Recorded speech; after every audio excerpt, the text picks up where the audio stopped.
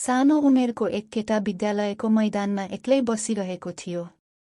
उसको अनुहारमा उदासी झल्किन्थ्यो किनभने कोही उसलाई साथी मानेका थिएनन्। त्यही बेला एउटी नानी उसको छेउमा आइन् र हाँस्दै भनिन्, "अब म छु है त।" त्यो दिनदेखि उनीहरू अविभाज्य साथी बने। पुस्तकालय, खेल मैदान, हरेक ठाउँ उनीहरू सँगै देखिन्थे। केटी सधैँ भन्थिन्, "हामी सधैँ साथी रहनेछौँ।" तर समयले अर्को मोड लियो। विद्यालय भ्रमणको दिन केटी अचानक बेहोस भइन्। अस्पतालमा भर्ना गरियो। बिरामी केटीले कमजोर स्वरमा भनिन्, "म जान सक्छु।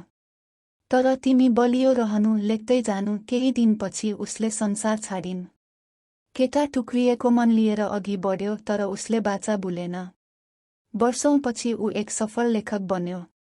पुरस्कार ग्रहण गर्दै ऊ मञ्चमा भन्यो, "यो किताब उसको सम्झनामा हो, जसले मलाई बाँच्न सिकाइन्।" त्यसपछि ऊ समाधिस्थल पुग्छ, फूल राख्छ र बिस्तारै फुसफुसाउँछ, "तिमीलाई बिर्सिन सक्दिन, तिमी सधैँ मेरो साथमा छौ।" आँखा रसाउँछन्, तर अनुहारमा मुस्कान आउँछ, किनभने साँचो साथ कहिल्यै मर्दैन।